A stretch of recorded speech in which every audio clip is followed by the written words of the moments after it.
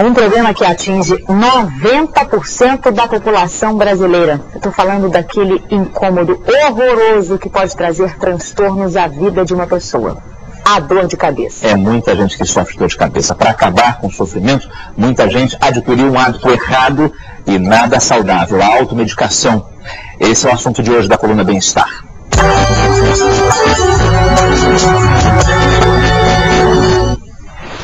Os dias de Vanessa eram desesperadores. Sentia muita dor na nuca, ficava enjoada, que mais? Irritabilidade, ficava no quarto escuro, eu chorava, tinha náuseas, eu nem andava nem direito. Tudo isso provocado por uma velha conhecida dela, a dor de cabeça. Durante 14 anos, esta estudante conviveu com o problema. Vanessa dormia e acordava com dor. Os remédios se tornaram companheiros inseparáveis. Ela começou a se automedicar. Tomava 4, 5, 6 comprimidos. Há 3 anos, os médicos constataram: Vanessa tem a chamada cefaleia em salvas, um dos tipos de dor de cabeça. Eu consigo ir trabalhar, estudar, sair com os amigos, assim, aproveitar a vida, entendeu? As pessoas costumam encarar a dor de cabeça como se fosse um problema único. Mas, como nós vimos no caso da Vanessa, existem vários tipos de dor de cabeça. Enquanto o diagnóstico não é feito, os médicos dão algumas dicas que podem acabar ou pelo menos aliviar o sofrimento sem o uso de remédios. Aplicar uma pomada à base de cânfora ou colocar uma toalha úmida com água gelada no local da dor. Se recostar por algum tempo em um local fresco e escuro, mas sem se deitar. E evitar alimentos como queijo amarelo, frutas cítricas, achocolatados e bebidas alcoólicas, que podem aumentar a dor. Seu Jairo só conseguiu controlar as dores de cabeça com a ajuda do médico. Depois de passar algum tempo tomando remédio por conta própria, hoje ele não tem dúvida. Automedicar nunca. Eu acho que não deve, né? É uma coisa muito séria, você pode ter aneurisma, pode ter uma série de coisas que podem acontecer. E procurar um médico? Sem dúvida, sem dúvida. A dor de cabeça é horrível, acaba com a qualidade de vida de quem sofre com aquelas pontadas que parecem que nunca vão terminar. E pior ainda para quem tem crises constantes, como no caso aí que você viu da Vanessa e do Jairo. E a pergunta mais importante é a seguinte: dor de cabeça tem cura ou não tem? Mas não é a cura momentânea, não, tem cura para sempre.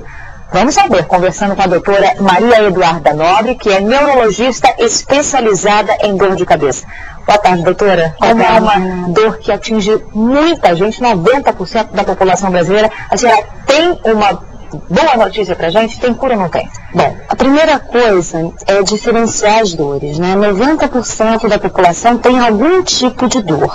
Só que dor de cabeça é um sintoma. Então a gente vai ver qual é o tipo de dor de cabeça. Então existe uma classificação internacional em que essas cefaleias, que dor de cabeça e cefaleia é sinônimo.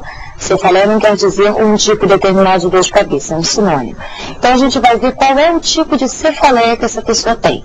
E cada tipo de dor de cabeça tem um tratamento específico, tanto para crise, como também um tratamento preventivo.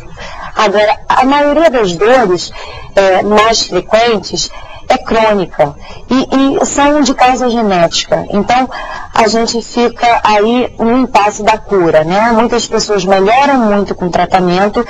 Agora, uma pessoa que tem dor de cabeça todos os dias, que passa por uma por mês, ela se considera curada. Agora, deixar de ter para sempre, quando o fundo é genético, isso não acontece. E atingem igualmente homens e mulheres com o mesmo peso, a mesma intensidade? Não, cada tipo tem a sua prevalência em sexo. Então vamos pegar as mais comuns. A enxaqueca é a que mais procura o médico, pela intensidade e por deixar a pessoa às vezes impossibilitada de trabalhar ou de viver em família. A enxaqueca ela é mais comum nas mulheres e menos comum nos homens. Mas também acontece nos homens e nas crianças. A gente vê crianças bem pequenas, 4, 5 anos, já fazendo o tratamento. A cefaleia em salvas é um outro tipo, que é uma dor no olho, que há um lacrimejamento durante a dor, o nariz escorre, o olho cai. Essa dor é mais comum em homens. E a cefaleia do tipo tensional, ela tende a ser distribuída nos dois sexos. Qual é a relação entre as alterações hormonais do ciclo menstrual da mulher e a dor de cabeça, porque muitas mulheres reclamam que durante a fase antes do período menstrual tem muita dor de cabeça, durante o período menstrual também e depois. A relação com o hormônio está principalmente para a enxaqueca. A enxaqueca, nós temos até uma enxaqueca que se chama enxaqueca menstrual, em que a pessoa só tem durante essa fase hormonal, ou pré, ou ou pós-menstrual, naquele período todo de 10 dias. Essa relação é de deflagração, não é causa. Então, o que as pessoas confundem muito é a causa. Acham que o problema é no fígado, na vesícula, alguma coisa que eu comi que fez mal, e na realidade todos esses fatores eles são deflagradores. Hoje a gente sabe que a causa da enxaqueca é cerebral. A gente sabe que há uma alteração elétrica no cérebro, uma hiperexcitabilidade cerebral, que vai fazer com que alguns pontos do cérebro passem uma informação para os vasos da cabeça que vão se inflamar e se dilatar. Por isso a dor é latejante, ponça, a pessoa aperta, quer botar alguma coisa gelada, porque o frio ele contrai o vaso e dá um alívio. Ajuda realmente? Ajuda, alivia, mas não trata por quê? Só vai contrair o vaso, mas não vai desinflamar. Então, o tratamento é na causa. Se a causa é cerebral, a gente tem que tratar esse cérebro. A gente tem que tirar essa hiperexcitabilidade. É como se fosse um cérebro em choque. A gente tem que tirar esse choque.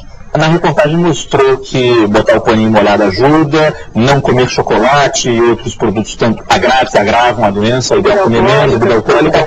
Mas tem comida que faz bem? Tem. Que alivia o sintoma? Tem. Uma das substâncias químicas que estão relacionadas na causa da dor lá no cérebro é a serotonina. Então, substâncias que são precursoras da serotonina, ou seja, que vão se transformar no seu organismo em serotonina, ajudam. Então, são substâncias à base de triptofano. Então, verduras, legumes, carne magra, principalmente as verduras verdes, escuras.